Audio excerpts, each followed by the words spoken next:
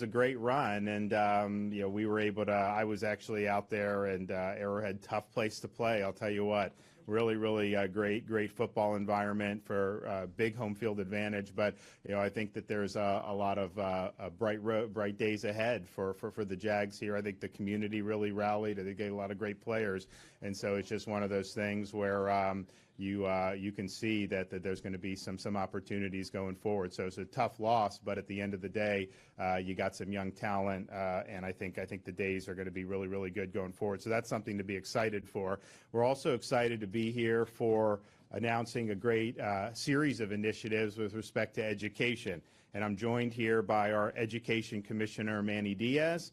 I'm joined here by one of our school board members, Charlotte Joyce from Duval County. I'm joined here by Clay County teacher and 2023 Florida Teacher of the Year, Melissa Ann Matz. I'm also joined by Duval County teacher Leah Hannigan, and then Representatives Michael and Black, as well as Senator Clay Yarborough. We've worked really hard since I've been governor to put an emphasis on education really across the board. I think if you look at what we've done to support workforce education, the idea that not everyone needs to go to a four-year university, that there are good pathways that can even be better for people, whether it means elevating American civics as being something that's important for our students to learn, whether it's empowering parents through the ability to exercise parental choice, and whether it means really supporting good teachers and making sure we can recruit and retain really high quality teachers so that our students have great leadership in the classroom. And since I've been governor, we've increased funding by over $2 billion to raise teacher salaries in the state of Florida. One of the things we wanted to do, because you hear a lot, you hear a little bit more of it now, but we recognized this many years ago, the ability to attract people and fill positions. So you'll hear people talk about there's a nationwide shortage of teachers. I can tell you the nationwide average is 3 vacancies for every school. Florida is 1.6 vacancies for every school. So we're below the national average because we put a lot of emphasis on it. And one of the things we did is he said, people they go to college. Some of them may have loans. You shouldn't have loans if you go to a state university here because we have very low tuition. But in others, you may have loans. So you got to figure out, okay, what are your options? And going into teaching, not that you do it for the money, but you want to make that as attractive as possible. So we worked hard to raise the average minimum salary across the state of Florida. It was basically not even $40,000 when I became governor, and now with the recent increases we did in this current year's budget, it's going to be over $48,000 today as the average minimum salary across the state. And of course, there are parts of the state where it's higher than that, particularly areas where the cost of living is higher. There's some that are lower than that at a much lower cost of living, but that's the average, and that's been a lot of emphasis to be able to do that. We've also done things like offer teachers the ability, if they do additional training in areas that we think are important, like civics. They do our civics program. They get a $3,000 bonus for going through and earning a civic seal of excellence. And so we want to make sure that we're focused on what's important. But then if teachers are doing what they need to do to be the best they can be, then we want to reward that. So we're able to do that, and that has been something that's very good. We also eliminated Common Core my first year as governor. We eliminated the FSA, and we now have progress monitoring. They used to spend so much time on this one end-of-the-year test. And the problem is, if there's deficiencies, everyone's gone for the summer. You can't even rectify. So our progress monitoring evaluates students periodically throughout the school year. It's not as voluminous. It's more targeted. It's quicker. But it gives parents, teachers, and students feedback so that they're able to make adjustments as need be on a case-by-case basis. And so this is the first last year was the last year of FSA. This is first year progress monitoring, and I think it's going to be something that's going to be very, very good. And I know a lot of teachers were very, very excited. we wanted to make sure that we continue the momentum on teacher compensation.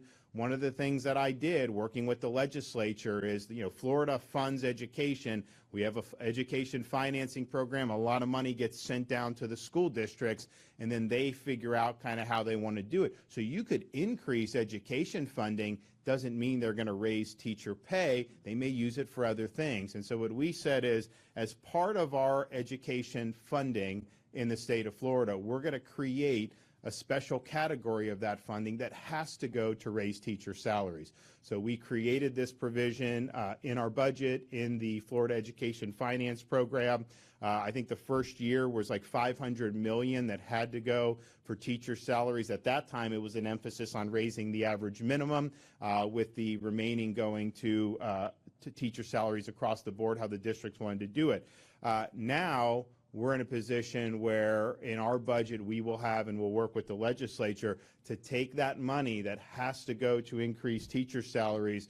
We started off at $500 million. This year we'll have $1 billion in that teacher categorical program. Since we've already met our goal of average minimum salary, all that additional money can go to increase teacher salaries however the districts want to do it, and we think that that's important to both recruit and retain good people in the classroom. So with that proposal and getting that into the budget and hopefully being able to make that law, we will have invested more than $3 billion in increased teacher salaries since the year 2020, and that's never been done in this state's history at that level before. So we're proud that we're able to do that, and we want to continue the momentum with that. Pay is part of what you're talking about with education, particularly for teachers, but it's not the only thing. And one of the things is teachers, you talk about students have rights. We talk a lot about parents having rights, and that's very important, but teachers really need to have rights in terms of them managing classrooms and being able to do what they need to do. So one of the things we're going to be proposing and working with the legislature on is a series of what we're calling teacher empowerment, almost like a teacher's Bill of Rights. We want to make sure that teachers that are doing their job well are protected and are able to do that without fear of any reprisals. And so we will be establishing a new process for individuals to notify the state if a teacher's rights have been violated, and we will ensure that our Florida Department of Education can investigate those complaints very quickly. We also want to empower teachers to maintain safe classroom learning environments. Teachers should not be at fault if you have kids fighting or being disruptive. A teacher has every right to ensure discipline and to ensure a safe learning environment. And I think sometimes teachers feel they will end up being the bad guy just by making sure that the kids are behaving. We want to make sure that the teachers are protected. I mean, honestly, it shouldn't even be up, their role to have to do this, but we see that that's something that happens because we have a discipline that probably isn't where it needs to be. So they will have the ability to do that. They will have a presumption that they acted appropriately. We want to make sure that everyone feels safe and everyone can learn, and we don't want disruptions to ruin the learning experience for everybody else. We also want to make sure, because we've seen this happen over the past couple years, there may be the state of Florida legislate certain policies into law. There may be certain school boards or school districts who don't necessarily like some of those policies. Well, at the end of the day, we're a state and a country and a society based on the rule of law. So if you don't like the policies that are enacted by the legislature, signed by the governor, you have an election every 2 years where you can go and make your voice heard. There was a lot of complaints about some of the things we did, like parental rights in education in some areas, not most areas, but in some. And the issue is a teacher is faced with either following state law or listening to a school board or a school union or an administrator telling them to violate state law. If they follow state law, they're protected. They should not be put in a situation where they're being told they have to violate clear policies of the state of Florida that are enacted in statute. And so these protections will include that. Now that if you're following the law, you are good to go. And it doesn't matter if a school board or a superintendent thinks otherwise. I think we're going to have less of that going forward this year because I think, quite frankly, we've elected a lot of people to school boards across the state who are not going to want to behave in that fashion. But nevertheless, that's just the case. We'd also encourage some of these school districts and the new school board members to lean in onto teacher empowerment. To ensure good learning environments. I don't know if it's something that the state would legislate, but I think to myself, why are these kids on their phones during class all the time? I mean, I think a school district would be totally within their rights to say, you know what, leave your phone in some cubby or something, go sit in class, learn, and then if you get it at recess and you want to text people, fine, but they should not be always on their phones and being distracted from the lessons. And so I think that our school boards will be able to lean in on some stuff too to buttress what we're doing, and I look forward to being able to do that. We also are going to be advancing proposals to make sure that teachers' paychecks are protected. They are not going to have, if we do these reforms, automatic deduction for school union dues. That's your choice. If you want to do it, send money. That's fine. But to have it automatically deducted when you sign an authorization form, they don't even tell you how much is being deducted. That's not right. So we want more transparency into how that is done. And we believe that a school union has a responsibility to notify the members of the costs of membership. We also believe that you should not have the school be a focus of school union politics and politicking and handing out literature and doing all that stuff. You do that on your own time, not on the public's time. We also believe that, and it will be reflected in this proposal, if you're somebody that's working for a school union, you should not make any more than what the highest paid teacher is making. And that's just, you have these people making huge amounts of money and the teachers are making half of that amount of money. How is that fair? How is that something that makes sense? And so having partisan groups basically get special privileges for deductions and all these other stuff, that doesn't work. And so I think this will be a huge, huge boon for transparency and efficiency in our school system. We also are looking at school boards for reforms. We did do the 12-year school board term limits.